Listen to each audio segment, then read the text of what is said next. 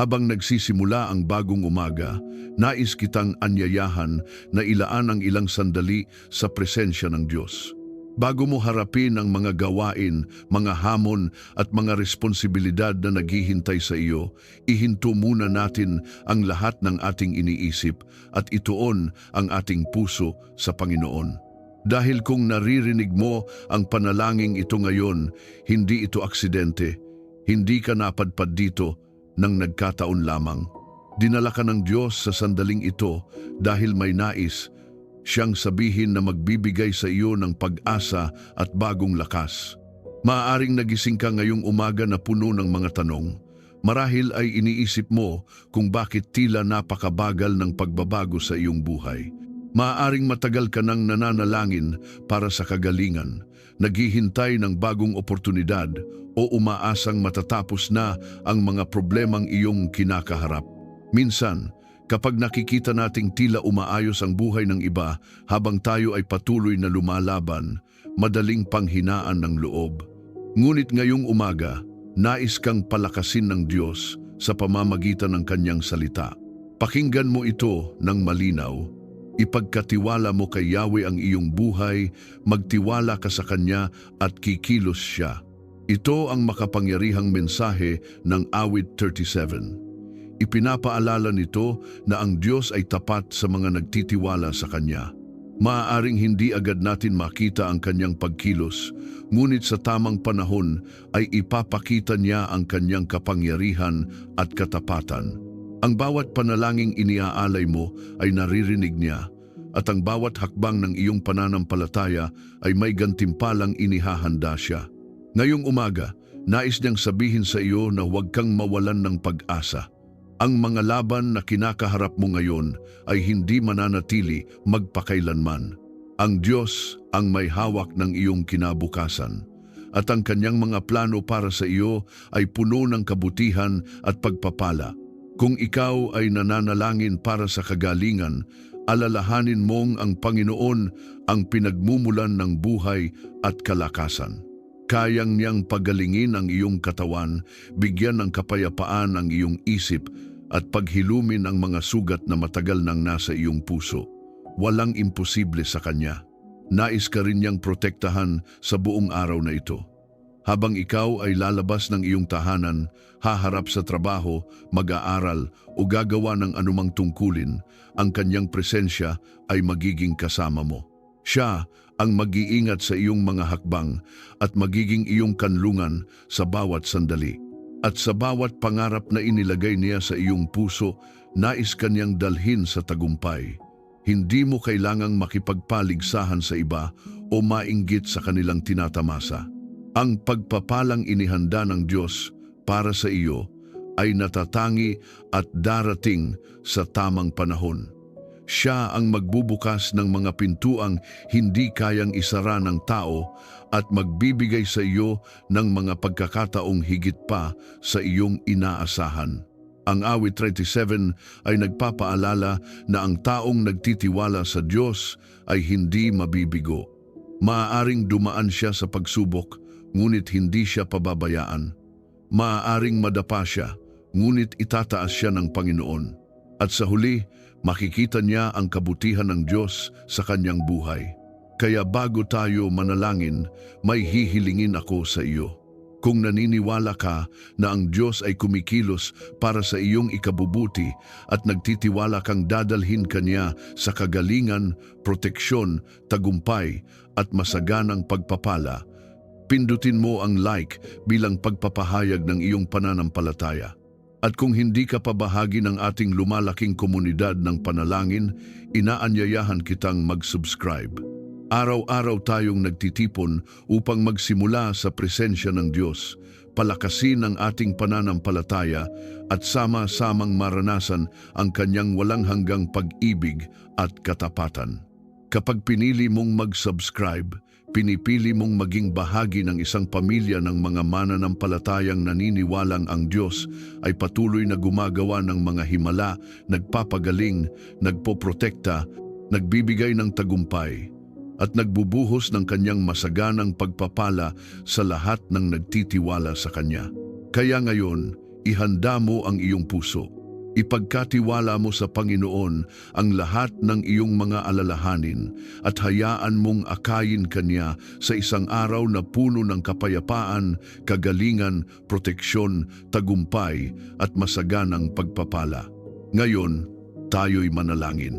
Panginoon naming Diyos na makapangyarihan sa lahat, lumalapit kami sa iyong trono ng biyaya ng may kababaang loob at buong pagtitiwala.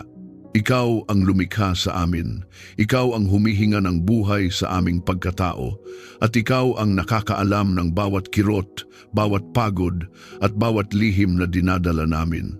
Wala kaming maitatago sa iyo at wala ring sugat na hindi mo kayang pagalingin. Ayon sa iyong banal na salita, alisin mo ang anumang inggit, galit, at pag-aalala sa aming puso upang maranasan namin ang kagalingan ng aming isip. Kung may mga alaala ng pagkukumpara na unti-unting sumisira sa aming kagalakan, burahin mo ito. Kung may mga galit na matagal nang nakabaon at nagiging ugat ng kapaitan, bunutin mo ito mula sa kaibuturan ng aming pagkatao. Kung may mga pag-aalala na paulit-ulit na bumabalot sa aming isipan at nagnanakaw ng aming kapayapaan, putulin mo ang kanilang kapangyarihan sa pangalan ni Jesus. Pinapawalang bisa namin ng bawat kasinungalingan ng kaaway na nagsasabing kami ay hindi sapat, na kami ay mahina, na kami ay walang pag-asa. Tinatanggihan namin ang bawat demonyong atas na naglalayong sirain ang aming kalusugan sa pamamagitan ng stress, takot at labis na pag-iisip. Sa kapangyarihan ng dugo ni Jesus, winawasak namin ang bawat espiritu ng depresyon, pagkabalisa at pagkalito. Hindi ito ang aming mana. Ang aming mana ay kapayapaan ng isip at malinaw na pag-iisip na nagmumula sa iyo. Pagalingin mo ang aming katawan at palakasin mo ito upang makagawa kami ng mabuti habang kami nagtitiwala sa iyo. Kung may karamdaman na nakikita ng mga doktor o hindi pa natutuklasan, hipuin mo kami ng iyong makapangyarihang kamay. Ikaw ang dakilang manggagamot. Walang sakit na mas malakas kaysa sa iyong kapangyarihan. Palakasin mo ang aming mga buto. Ayusin mo ang aming mga ugat at kalamnan. Linisin mo ang aming dugo at ibalik mo ang wastong galaw ng bawat bahagi ng aming katawan. Kung may pagkapagod na dulot ng maraming responsibilidad, bigyan mo kami ng panibagong sigla. Kung may mga gabi ng hindi mapakaling pahinga, pagkalooban mo kami ng mahimbing na pagtulog na puno ng iyong presensya. Ibalik mo ang enerhiya na nawala dahil sa matagal na pag-aalala. Huwag mong hayaang manaig ang panghihina. Sa halip, itayo mo kami sa lakas na hindi galing sa amin kundi mula sa iyo. Ibalik mo ang kapayapaan ng aming damdamin at palayain mo kami sa stress at takot. May mga sandali na tila napakabigat ng mundo, na tila ang mga problema ay sabay-sabay na dumarating. Ngunit ikaw ang Diyos na mas dakila kaysa sa anumang pagsubok. Turuan mo kaming huminga ng malalim sa iyong presensya at ipaubaya sa iyo ang mga bagay na hindi namin kayang kontrolin. Putulin mo ang siklo ng takot na paulit-ulit na sumusubok gumapos sa amin. Inuutusan namin sa pangalan ni Jesus ang bawat espiritu ng pangamba na umalis. Hindi kami magpapaalipin sa mga negatibong kaisipan. Hindi kami papayag na ang aming emosyon ay manipulahin ng kadiliman. Tinatanggap namin ang kagalakan na bunga ng iyong espiritu. Punuin mo kami ng banal na kagalakan na hindi nakadepende sa sitwasyon, kundi nakaugat sa katotohanang ikaw ay kasama namin. Linisin mo ang aming espiritu at tulungan mo kaming magalak sa iyo araw-araw. Kung kami man ay nagkulang, kung may mga sandali ng pagdududa at kahinaan, patawarin mo kami at hugasan mo kami ng iyong biyaya. Ayusin mo ang anumang nasira sa aming ugnayan sa iyo. Puspusin mo kami ng iyong banal na espiritu upang ang aming buong pagkatao ay mababad sa iyong presensya. Isinusuko namin sa iyo ang aming kalusugan. Ikaw ang aming dakilang manggagamot. Hindi kami aasa lamang sa aming sariling kakayahan o sa limitadong kaalaman ng tao. Bagkus, nagtitiwala kami na ang iyong kapangyarihan ay kumikilos maging sa mga bagay na hindi namin nakikita. Ipinagkakatiwala namin sa iyo ang bawat resulta ng pagsusuri, bawat proseso ng paggaling, bawat yugto ng pagpapalakas. Ikaw ang may huling salita. Naway ang aming buong pamilya ay maranasan ang kabuuang kagalingan katawan, isip at espiritu sa ilalim ng iyong pangangalaga. Balutin mo ang aming tahanan ng presensya ng iyong mga anghel na tagapaglingkod. Hayaan mong ang iyong banal na espiritu ay manatili sa bawat sulok, nag-aalis ng anumang bakas ng kadiliman. Anumang sumpa ng karamdaman na maaring naipasa sa aming lahi, winawasak namin ito sa pangalan ni Jesus. Hindi ito magpapatuloy. Ang aming pamilya ay sakop ng iyong tipan ng kagalingan. Idineklara namin na kami ay nilikha para sa buhay at hindi para sa pagkasira. Kami ay tinawag upang maging matatag, malinaw ang isip at masigla sa espiritu. Anumang plano ng kaaway na paikliin ang aming lakas o sirain ang aming kalusugan ay nabibigo. Ang liwanag mo ang nangingibabaw sa aming katawan, sa aming isip at sa aming espiritu. Kung naniniwala kang tinatanggap mo ang kagalingan habang ikaw ay nananalangin, i-type sa mga komento. Ang kagalingan ng Diyos ay dumadaloy sa akin. Hayaan itong maging iyong matatag na pahayag ng pananampalataya at pagsang-ayon sa kagalingang dumadaloy mula sa Kanya. Ama naming makapangyarihan, ikaw ang aming kanlungan at muog. Kinikilala namin na hindi namin kayang bantayan ang bawat sandali ng aming buhay, ngunit ikaw ang Diyos na hindi natutulog ni napapagod. Ikaw ang laging nagbabantay sa amin at sa aming pamilya. Protektahan mo kami at ang aming pamilya laban sa anumang panganib at masamang balak. Kung may mga nakatagong bitag ang kaaway, ilantad mo at wasakin. Kung may mga planong lihim na binabalak laban sa amin, maging ito man ay pisikal, emosyonal o espiritual, ipawalang bisa mo sa pangalan ni Jesus. Ipinapahayag namin na walang sandatang inihanda laban sa amin ang magtatagumpay. Tulungan mo kaming huwag matakot sa tagumpay ng masasama, sapagkat ikaw ang aming tagapagtanggol. Kapag nakikita namin na tila umaangat ang mga taong gumagawa ng mali, paalalahanan mo kami na ikaw ang Diyos ng katarungan. Hindi kami magpapadala sa inggit o panghihina ng loob. Hindi kami matitinag sa paniniwalang ikaw ang humahawak ng aming kapalaran. Ang aming pagtitiwala ay hindi sa pansamantalang tagumpay, kundi sa iyong walang hanggang katapatan. Balutin mo ang aming tahanan ng iyong banal na presensya at seguridad. Naway ang bawat pinto at bintana ay maging sakop ng iyong proteksyon. Magtalaga ka ng iyong mga anghel upang magbantay sa aming paligid. Anumang espiritu ng kaguluhan, alitan, o panganib na magtangkang pumasok ay agad na mapaalis sa kapangyarihan ni Jesus. Idineklara namin na ang aming tahanan ay lugar ng kapayapaan, hindi ng takot, lugar ng liwanag, hindi ng kadiliman. Ilayo mo kami sa aksidente, sakit at kapahamakan. Habang kami ay lumalabas at bumabalik, samahan mo ang bawat hakbang namin. Ilayo mo ang aming mga sasakyan sa disgrasya. Ilayo mo ang aming mga katawan sa biglaang karamdaman. Kung may mga panganib na hindi namin nakikita, ikaw ang magharang. Kung may mga sitwasyong maaring mauwi sa kapahamakan, ikaw ang magbigay ng banal na paghadlang.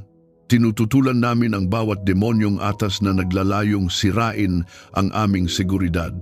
Anumang espiritu ng karahasan, pagnanakaw, panlilinlang at pananakot ay walang puwang sa aming buhay. Sa pangalan ni Jesus, pinapalayas namin ang bawat puwersa ng kadiliman na nagmamasid o naghihintay ng pagkakataon upang manakit. Ang dugo ni Jesus ang aming pananggalang. Ang iyong kapangyarihan ang aming kalasag. Turuan mo kaming magtiwala sa iyo bilang aming kanlungan at lakas. Sa halip na magpadala sa takot, hubugin mo kami na maging matatag sa pananampalataya. Kapag may mga balitang nakakatakot, tulungan mo kaming hindi magpadaig. Kapag may mga pagsubok na tila nagbabadya, ipaalala mo sa amin na ikaw ang kasama namin sa gitna ng bagyo. Bigyan mo kami ng espiritual na pagkaunawa upang makilala ang anumang babala na nagmumula sa iyo. Kung may mga desisyong kailangang iwasan para sa aming kaligtasan, gabayan mo kami. Huwag mong hayaang ang aming kapabayaan ang maging dahilan ng aming kapahamakan. Gisingin mo ang aming kamalayan at ituwid mo ang aming landas kung kinakailangan. Ipagkatiwala namin sa iyo ang bawat araw at hakbang ng aming buhay para sa iyong banal na proteksyon. Maging sa maliliit na detalye ng aming gawain, ikaw ang manguna. Hindi kami maglalakad ng mag-isa. Hindi kami kikilos ng hiwalay sa iyong patnubay. Ang aming pagtitiwala ay buo at walang pag-aalinlangan. Idineklara namin na ang aming pamilya ay nasa ilalim ng iyong banal na pagtatanggol. Ang aming mga anak, mga magulang at bawat mahal namin sa buhay ay tinatakpan ng iyong kamay. Walang kapangyarihan ng dilim ang makakaagaw sa kanila mula sa iyong pag-iingat. Kahit sa mga lugar na hindi namin marating, naroon ka. Kahit sa mga sandaling hindi namin mabantayan, ikaw ang nagbabantay. Ama, puspusin mo ang aming tahanan ng iyong banal na espiritu. Hayaan mong ang iyong presensya ang maging matibay na pader na hindi mabubuwag. Kapag sinusubok kaming takutin ng kaaway, paalalahanan mo kami kung sino ka. Ikaw ang makapangyarihan sa lahat. Ikaw ang aming sandigan.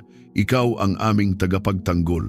Kung sumasang-ayon ka sa panalangin ito ng proteksyon, i-type sa mga komento. Ang aking pamilya ay ligtas sa ilalim ng kamay ng Diyos. Patatagin nito ang iyong pananampalataya habang patuloy kang nagtitiwala sa Kanya. Panginoon naming Diyos, Ikaw ang bukal ng tunay at malalim na kapayapaan. Lumalapit kami sa iyo ngayon, dala ang aming mga alalahanin, pagod at mga tanong na wala pang sagot. Alisin mo ang pag-aalala sa aming puso at punuin mo ito ng iyong kapayapaan. May mga sandaling ang isip namin ay hindi tumitigil kakaisip, paulit-ulit na iniikot ang mga problema at hinahayaan ang takot na maghari.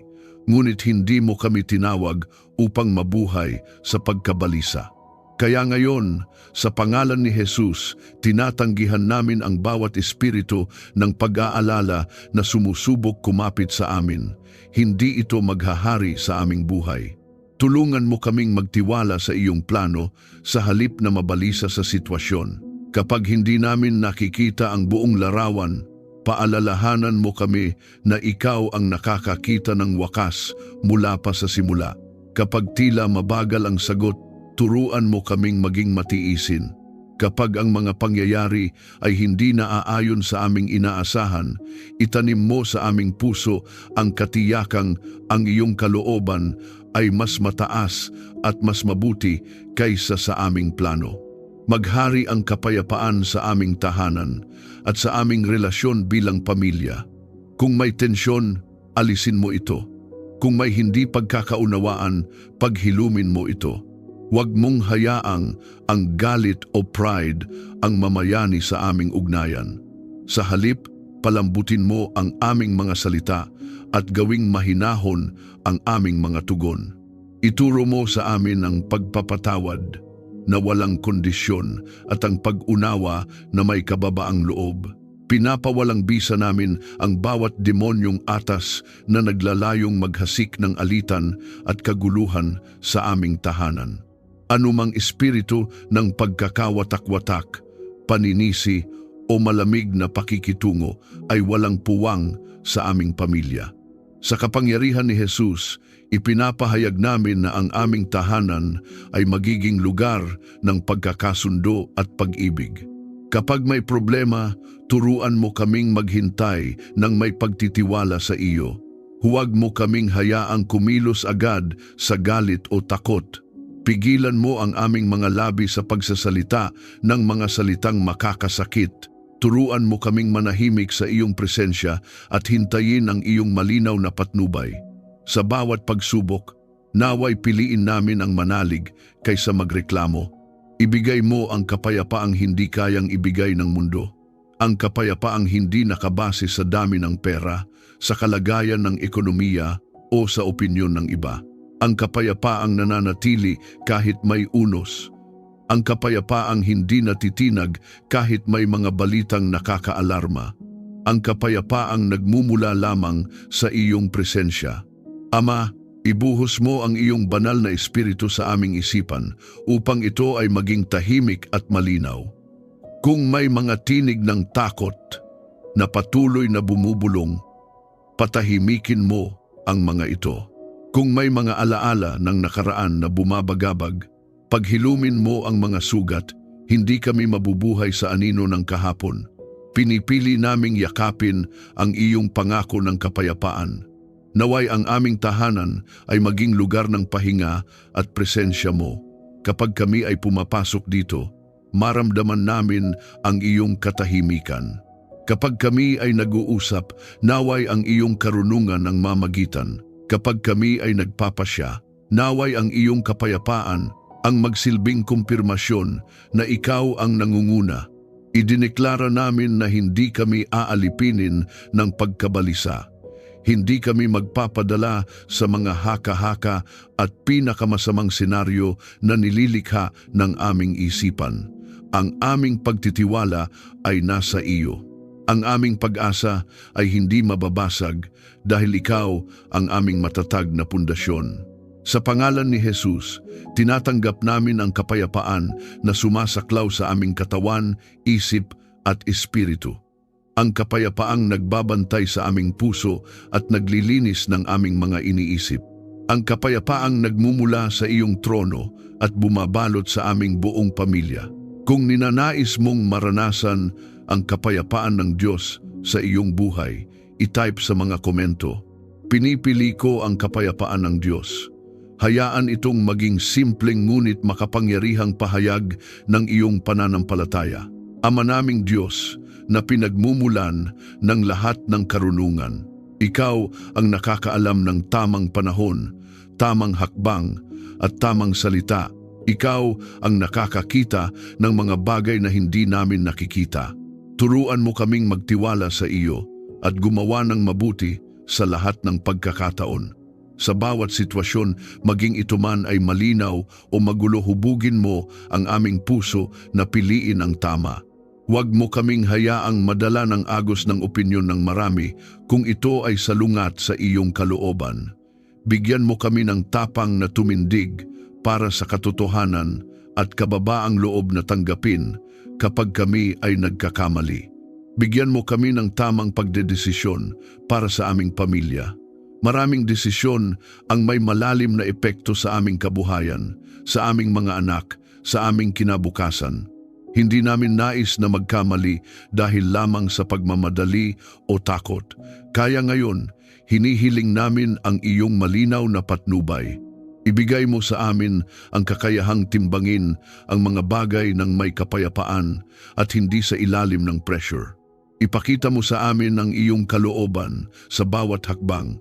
Kung may landas na hindi para sa amin, isara mo ito kahit pamukhang maganda sa paningin. Kung may pintuang binubuksan mo, bigyan mo kami ng lakas ng loob upang pumasok dito. Huwag mo kaming hayaang maligaw dahil sa pansamantalang emosyon o maling impluensya. Ilayo mo kami sa mga payong hindi nakaugat sa iyong katotohanan. Ilayo mo kami sa padalos-dalos na desisyon bunga ng emosyon. Kapag kami ay nasasaktan, huwag mo kaming hayaang magsalita ng mga salitang pagsisisihan namin. Kapag kami ay galit, pigilan mo ang aming mga hakbang na maaaring magdala ng mas malaking problema. Turuan mo kaming maghintay, manalangin at makinig muna bago kumilos. Ibigay mo sa amin ang disiplina na mag-isip ng malinaw bago gumawa ng hakbang. Pinapawalang bisa namin ang bawat demonyong atas na naglalayong guluhin ang aming pag-iisip at iligaw ang aming desisyon. Anumang espiritu ng kalituhan, panlilinlang at maling direksyon ay inuutusan naming umalis sa pangalan ni Jesus. Hindi kami papayag na ang aming pamilya ay maakay sa maling landas dahil sa panlilinlang ng kaaway. Ang aming isip ay sakop ng kapayapaan at kaliwanagan na nagmumula sa iyo. Hubugin mo ang aming puso na maging matuwid at makadiyos. Hindi lamang namin hinahangad ang matalinong pagpili, hinahangad namin ang pusong nakaayon sa iyo. Nais naming ang aming mga desisyon ay hindi lamang praktikal kundi banal. Itanim mo sa amin ang pagnanais na luwalhatiin ka sa bawat aspeto ng aming buhay, sa aming trabaho, sa aming relasyon at sa aming mga pangarap. Naway ang aming mga plano ay nakaayon sa iyong layunin. Kung may mga plano kaming hindi tugma sa iyong kalooban, iwasto mo kami. Mas pipiliin naming mabigo sa aming sariling plano kaysa magtagumpay na wala ka. Ituwid mo ang aming intensyon. Linisin mo ang aming motibo. Gawin mo kaming sensitibo sa tinig ng iyong banal na espiritu. Kapag kami ay nahaharap sa mga komplikadong sitwasyon, paalalahanan mo kami na ang iyong karunungan ay simple ngunit makapangyarihan. Turuan mo kaming bumalik sa panalangin sa halip na agad maghanap ng sagot sa iba. Paalalahanan mo kaming ang takot ay hindi kailanman mabuting tagapayo. Ang iyong kapayapaan ang magsilbing tanda kung kami ay nasa tamang direksyon. Bigyan mo kami ng karunungan sa pakikitungo sa ibang tao, sa aming pamilya, sa aming mga kaibigan at maging sa mga taong mahirap unawain. Turuan mo kaming magsalita ng may biyaya. Ilayo mo kami sa pagiging padalos-dalos sa paghusga. Ipaalala mo sa amin na ang bawat tao ay may pinagdaraanan. Naway ang aming mga salita ay maging instrumento ng pagpapalakas at hindi ng pagkasira. Ama, puspusin mo kami ng iyong banal na espiritu upang ang aming pag-iisip ay maliwanagan kapag may tukso na pumili ng madaling daan na labag sa iyong kalooban. Bigyan mo kami ng lakas na tumanggi. Kapag may alok na tila mabilis ang pakinabang, ngunit may kapalit na kompromiso, buksan mo ang aming mga mata upang makita ang tunay na halaga. Idineklara namin na kami ay pinalalaya mula sa kalituhan. Ang aming isip ay hindi magiging laruan ng kaaway. Ang aming mga desisyon ay gagabayan ng iyong katotohanan. Kami ay lalakad sa karunungan na nagmumula sa iyo malinis, payapa, makatarungan at puno ng awa. Sa pangalan ni Jesus, tinatanggap namin ang karunungang mula sa langit, ang karunungang nagbibigay ng direksyon, ang karunungang nagpoprotekta sa aming pamilya, ang karunungang nagdadala ng bunga ng katuwiran. Kung nais mong ang Diyos ang manguna sa iyong mga desisyon, i-type sa mga komento, tinatanggap ko ang karunungan ng Diyos. Hayaan itong maging malinaw mong pagsang-ayon sa kanyang patnubay. Panginoon naming Diyos, ikaw ang aming pastol at tagapanguna. Hindi namin kayang tahakin ang landas ng buhay nang hiwalay sa iyo. Salamat sapagkat hindi mo kami iniiwan na maglakbay ng mag-isa. Ikaw ang ilaw sa aming daraanan at ang tinig na marahang umaakay sa amin sa tamang direksyon. Panginoon, ipagkatiwala namin sa iyo ang aming mga landas at kinabukasan. Hindi namin alam ang lahat ng mangyayari, ngunit naniniwala kami na hawak mo ang aming bukas.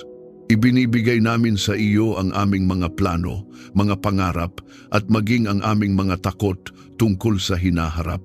Kung may mga bagay kaming pinipilit ayon sa aming sariling kagustuhan, turuan mo kaming magbitiw at magtiwala sa iyong mas mabuting layunin.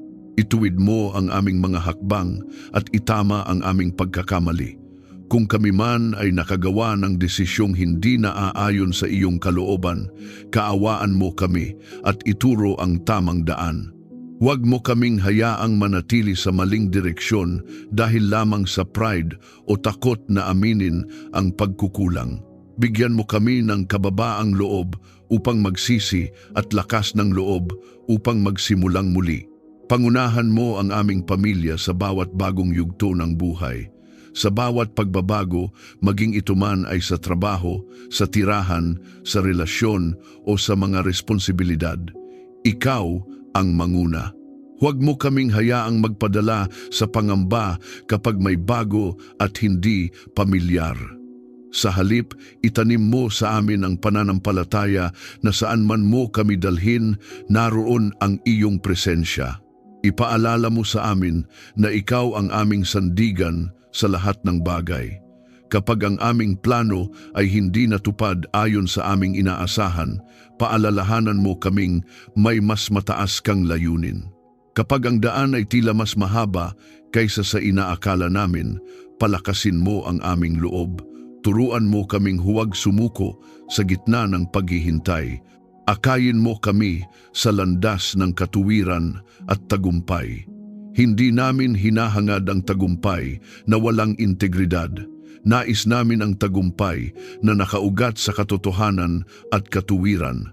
Ilayo mo kami sa mga shortcut na maaaring magdala ng pansamantalang pakinabang ngunit mag-iiwan ng pangmatagalang kapahamakan. Ituro mo sa amin ang daang makitid ngunit ligtas, ang landas na maaaring hindi popular ngunit kalugod-lugod sa iyo.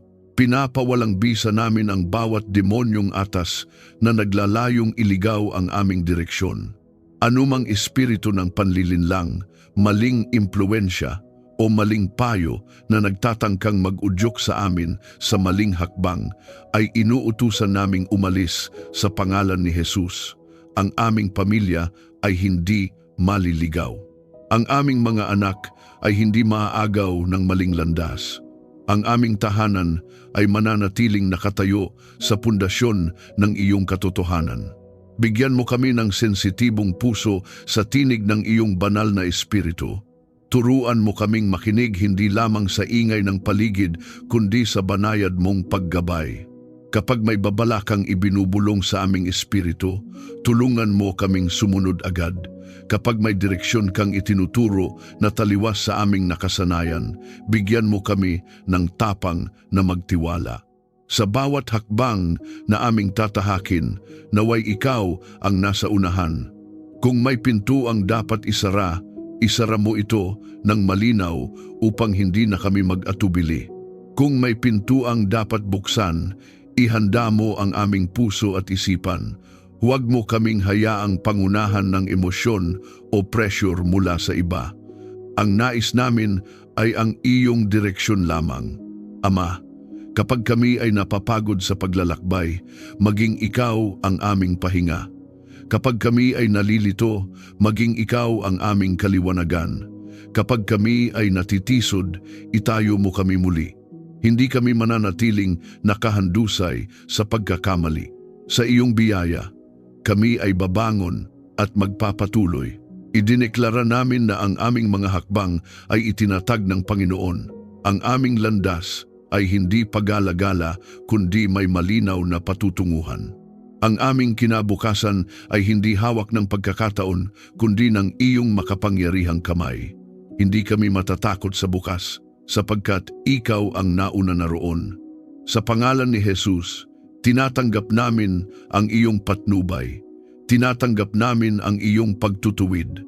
Tinatanggap namin ang iyong malinaw na direksyon sa bawat bahagi ng aming buhay. Kami ay lalakad ng may pagtitiwala, hindi dahil malinaw ang lahat sa aming paningin, kundi dahil malinaw na ikaw ang kasama namin. Kung nais mong ang Diyos ang manguna sa iyong mga hakbang, i-type sa mga komento, "Ikaw, Panginoon, ang aking gabay." Hayaan itong maging simpleng pagsuko ng iyong landas sa Kanya. Ama naming mapagbigay at tapat, ikaw ang pinagmumulan ng bawat mabuting kaloob. Ang lahat ng mayroon kami ay nagmumula sa iyong kamay. Ikaw ang nagbibigay ng lakas upang makagawa, karunungan upang magpasya, at biyaya upang magpatuloy. Lumalapit kami sa iyo na may pusong puno ng pananampalataya, humihiling hindi lamang ng sapat, kundi ng pagpapalang may layunin at kaluwalhatian para sa iyong pangalan. Pagpalain mo ang aming tahanan ng kasaganaan at sapat na pangangailangan. Hindi kami humihingi ng labis dahil sa kasakiman, kundi ng sapat at higit pa upang walang kakulangan sa aming pamilya at may maibahagi sa iba. Ikaw ang nakakaalam ng aming mga pangangailangan sa pagkain, sa bayarin, sa edukasyon, sa kalusugan. Buksan mo ang mga bintana ng langit at ibuhos mo ang iyong probisyon sa tamang panahon. Buksan mo ang mga pintuan ng oportunidad para sa aming pamilya. Kung may mga trabahong nakalaan para sa amin, ilapit mo ito. Kung may mga proyekto o negosyo na iyong itinatag para sa aming pag-unlad, ihayag mo ito ng malinaw. Ilayo mo kami sa mga oportunidad na maganda lamang sa panlabas, ngunit may dalang panganib sa aming espiritu o pagkatao. Bigyan mo kami ng kakayahang makilala ang tunay na pagpapala mula sa tukso. Pagpalain mo ang gawain ng aming mga kamay. Ang bawat pagod, bawat pawis, bawat oras na inilalaan namin sa trabaho at tungkulin, naway magbunga ito ng kabutihan. Huwag mong hayaang masayang ang aming pagsisikap. Palaguin mo ang aming itinatanim. Kung may mga panahong tila walang nangyayari, palakasin mo ang aming pananampalataya na ikaw ay kumikilos kahit hindi namin nakikita. Iangat mo ang aming pangalan sa tamang panahon ayon sa iyong pangako. Huwag mo kaming hayaang maghangad ng pagkilala na wala sa iyong kalooban. Kung may pag-angat na nakalaan para sa amin, ikaw ang magbukas ng daan. Turuan mo kaming manatiling mapagkumbaba sa panahon ng pag-angat at maging matatag sa panahon ng paghihintay. Ang aming identidad ay hindi nakabase sa posisyon, kundi sa katotohanan kami ay iyong mga anak. Patatagin mo ang aming pananampalataya habang hinihintay ang iyong mga pangako. May mga panalangin kaming matagal nang iniaangat. May mga pangarap kaming tila matagal bago matupad, ngunit hindi kami susuko. Hindi kami magdududa sa iyong kabutihan. Sa halip, lalo kaming kakapit sa iyo. Ipaalala mo sa amin ang mga pagkakataong naging tapat ka sa nakaraan upang lalo kaming magtiwala sa kasalukuyan. Pinapawalang bisa namin ang bawat demonyong atas laban sa aming pananalapi at kabuhayan. Anumang espiritu ng kakulangan, pagkalugi, pagkakautang na walang katapusan, at pagkasira ng pinagkukunan ng kita ay inuutusan naming umalis sa pangalan ni Jesus. Ang aming tahanan ay hindi magiging lugar ng patuloy na kakapusan. Sa halip, ito ay magiging patotoo ng iyong katapatan at probisyon. Ama, linisin mo rin ang aming puso habang pinapadalhan mo kami ng pagpapala. Huwag mo kaming hayaang maging alipin ng pera o material na bagay. Turuan mo kaming maging mabuting katiwala ng bawat biyayang ipinagkakatiwala mo sa amin. Ibigay mo sa amin ang pusong marunong magpasalamat at marunong magbahagi. Naway ang aming tahanan ay maging bukas palad at mahabagin. Gawin mo kaming daluyan ng pagpapala sa iba. Kung kami ay pinagpala, naway hindi ito tumigil sa amin. Gamitin mo kami upang makatulong sa nangangailangan, upang magbigay ng pag-asa sa nawawalan, at upang magpatunay na ikaw ay Diyos na nagbibigay. Ilagay mo sa aming puso ang malasakit at pagiging handang tumugon sa tawag ng kabutihan. Kapag kami ay nakakatanggap ng tagumpay at pag-unlad, bantayan mo ang aming puso laban sa kayabangan. Ipaalala mo sa amin na ikaw ang dahilan ng lahat ng ito. Ang aming lakas ay mula sa iyo. Ang aming kakayahan ay kaloob mo. Ang aming mga tagumpay ay biyaya mo. Sa bawat pagpapala, naway mas lalo kaming mapalapit sa iyo at hindi malayo. Ibuhos mo ang iyong banal na espiritu sa aming tahanan upang ang kapaligiran nito ay mapuno ng pasasalamat at papuri. Huwag mong hayaang ang reklamo at inggit ang mamayani. Sa halip, Itanim mo sa amin ang pusong marunong makontento habang patuloy na nagtitiwala sa mas higit mong gagawin. Idineklara namin na ang aming pamilya ay pinagpala hindi lamang sa material na bagay kundi sa espiritual na kayamanan. Pinagpala sa pagkakaisa, sa kalusugan, sa pag-ibig at sa presensya mo. Ang aming tahanan ay magiging patunay na ang Diyos ay mabuti at tapat sa kanyang mga anak. Sa pangalan ni Jesus, tinatanggap namin ang iyong pagpapala. Tinatanggap namin ang iyong probisyon. Tinatanggap namin ang iyong pag-angat ayon sa iyong kalooban. At ipinapangako namin na ang lahat ng ito ay ibabalik namin ang kaluwalhatian sa iyo. Kung tinatanggap mo ang pagpapala ng Diyos para sa iyong pamilya, i-type sa mga komento, "Ako ay pinagpala ng Panginoon." Hayaan itong maging simpleng pahayag ng iyong pananampalataya. Ama naming makapangyarihan, salamat sa tunay na tagumpay na galing sa iyo. Tulungan mo kaming huwag matakot o mainggit sa tagumpay ng iba. Alisin mo ang anumang lihim na inggit at palitan mo ito ng inspirasyon at pasasalamat. Turuan mo kaming magalak sa biyaya na ibinibigay mo sa bawat isa. Bigyan mo kami ng pagtitiyaga habang hinihintay ang iyong katuparan.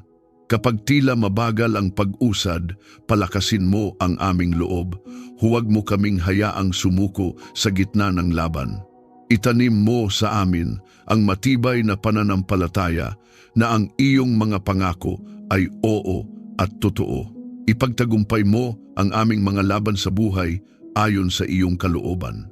Patunayan mo ang iyong katapatan sa aming pamilya at naway ang aming tagumpay ay magbigay ng kaluwalhatian sa iyo sa makapangyarihang pangalan ni Jesus. Amen. Maraming salamat sa muli mong pagsama sa akin sa ating sandali ng panalangin. Naway habang tayo ay nanalangin, nadama mo ang kanyang presensya, ang kapayapaan na nagpapatahimik ng isip at ang pag-ibig na nagpapalakas ng loob. Kung may pasan kang alalahanin, pangarap, panalangin, maaari mo itong ikomento. Sama-sama tayong maninindigan sa pananampalataya at magpapalakas sa isa't isa. Naway patuloy tayong maging isang komunidad na nakaugat sa tiwala sa Panginoon, hindi madaling matitinag, hindi madaling mainggit, kundi matatag sa paggawa ng mabuti at sa paghihintay sa kanyang pagkilos. Kung napagpala ka, inaanyayahan kitang i-like, i-share at mag-subscribe upang mas marami pa tayong maabot at mahikayat na magtiwala sa Diyos. Maraming salamat sa iyong oras at sa iyong bukas na puso. Pagpalain ka ng Diyos at ang iyong pamilya. Patuloy kang magtiwala, magpakasaya sa Kanya at ipagkatiwala ang iyong daan. Hanggang sa muli nating panalangin, pagpalain ka ng Panginoon.